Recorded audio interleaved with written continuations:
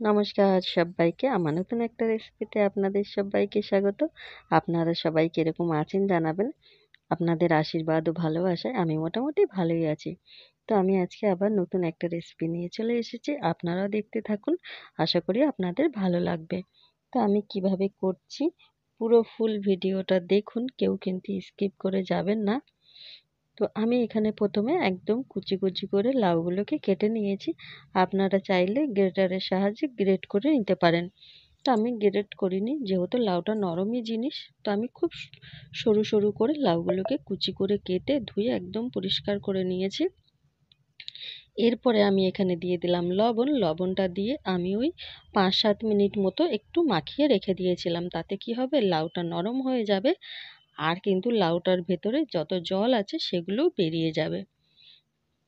তো আমি 5-7 মিনিট পরে আবারও একটু ভালো করে মেখে নিয়ে দেখুন আমি চাপ দিচ্ছি, কত জল বেরিয়ে যাচ্ছে। এরকম করে চেপে চেপে পুরো লাউটার থেকে কিন্তু জলটাকে বের করে নিতে হবে।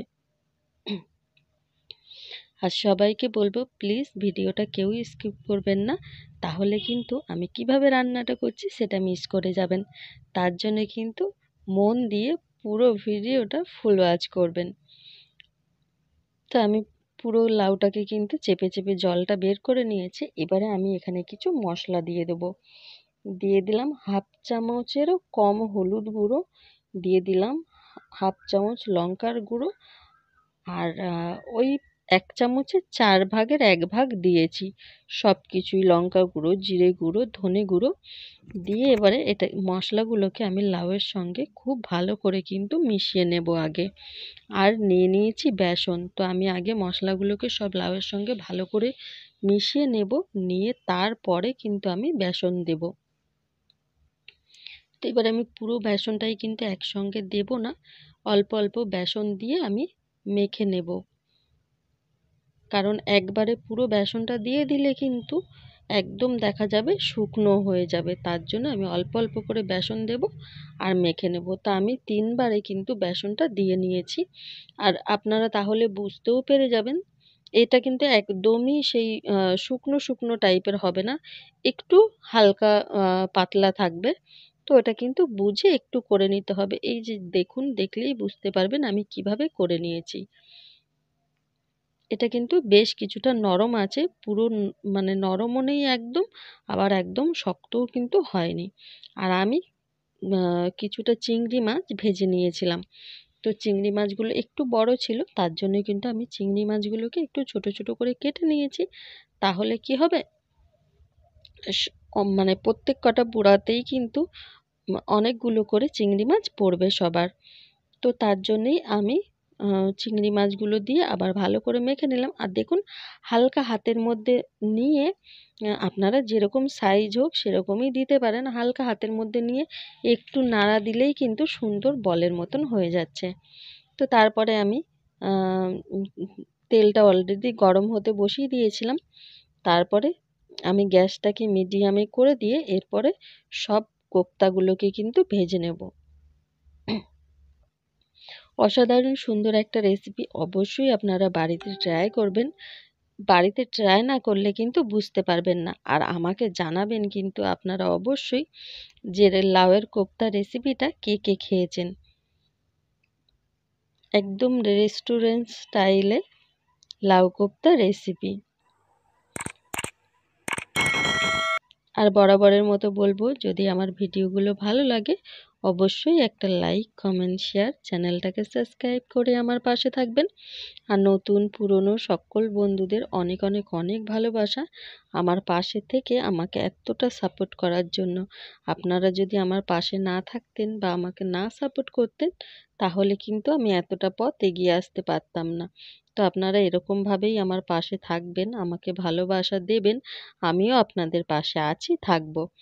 তো দেখুন বড়াগুলো দিয়ে কিন্তু আমি এপিট ওপিট করে ভালোভাবে ভেজে নিয়েছি। আর গ্যাসের ফ্লেমটা কিন্তু এখানে একদমই হাই করে দেওয়া যাবে না, তাহলে কিন্তু ভেতরটা কাঁচা থেকে যাবে। তার জন্য একদম মিডিয়ামে দিয়ে খুব সময় নিয়ে এটাকে খুব ভালো করে ভেজে নিতে হবে সবকটা কোপ্তাই। তো আমি এরকমভাবেই আরও একবার দেখিয়ে দিচ্ছি। প্রথম ব্যাচটা তো আমি ভেজে নিয়েছি, এরপরে কিন্তু আমি আবারও দিয়ে দিলাম। আর এখানে কিন্তু একদমই একসঙ্গে অনেকগুলো দিয়ে দেবেন না, তাহলে কিন্তু খুব ভালো করে ভাজাটা হবে না। তো আমার সব কোপ্তাগুলো ভাজা হয়ে গেছে। তারপরে এখানে আমি কিছু গোটা গরম মশলা নিয়েছিলাম অল্প একটু জিরে গুঁড়ো, একটা দারচিনি, একটা এলাচ আর একটা শুকনো লঙ্কাকে টুকরো করে নিয়েছিলাম। আর নিয়েছি এখানে আমি 2 চামচের মতো বেসন। বেসনটাকে আমি গরম মশলাগুলো তেলের ওপরে দিয়ে আমি এবারে বেসনটা কিন্তু তেলের মধ্যে দিয়ে দিলাম। বেসনটা দিয়ে এবারে একটু ভাজতে থাকবো, দেখবেন রঙটাও চেঞ্জ হয়ে যাবে আর বেসনের যে গন্ধটা সেটাও কিন্তু চলে যাবে, সুন্দর একটা গন্ধ বেরাবে। বেসনটা দিয়ে এরকম নাড়াচাড়া করে কিন্তু ভেজে নেব। তবে হ্যাঁ, অবশ্যই খেয়াল রাখবেন গ্যাসের ফ্লেমটা যেন ঠিক থাকে, বেসনটা যেন একদমই পুড়ে কালো না হয়ে যায়। যখনই হালকা কালারটা চেঞ্জ হতে থাকবে তখনই কিন্তু এখানে জল দিয়ে দিতে হবে। তো আমি এখানে একটু জল দিয়ে দিলাম। এবারে আমি গুঁড়ো মশলা কিছু দিয়ে দেব।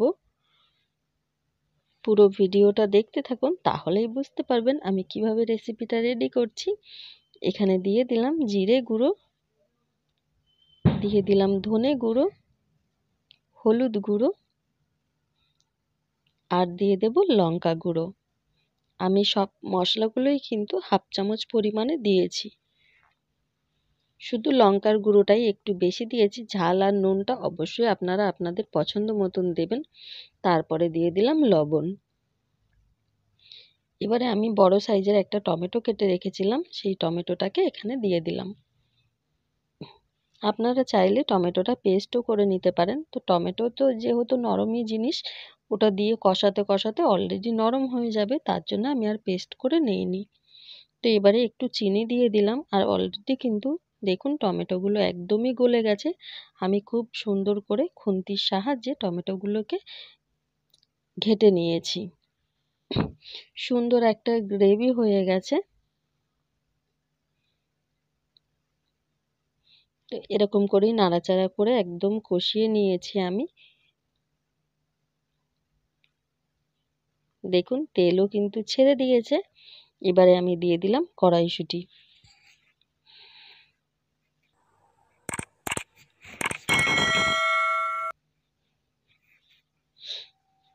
এরকম সুন্দর সুন্দর রেসিপি দেখতে গেলে অবশ্যই কিন্তু আমার চ্যানেলটাকে সাবস্ক্রাইব করে আমার পাশে থাকতে হবে। তবেই কিন্তু এরকম দারুণ দারুণ রেসিপিগুলো দেখতে পাবেন আর আপনারাও বাড়িতে বানিয়ে করে খাবেন। তারপরে আমি এখানে দিয়ে দিলাম জল।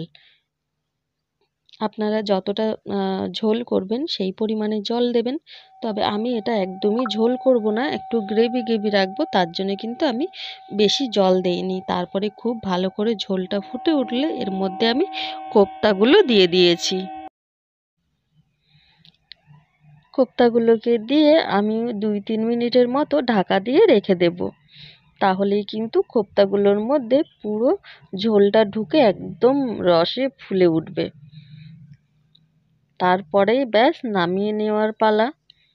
নামাবার সময় আমি এখানে একটু গরম মশলা আর একটু ধনেপাতা ছড়িয়ে দেব। উপর থেকে ধনেপাতা কুচিগুলো দিয়ে দিচ্ছি।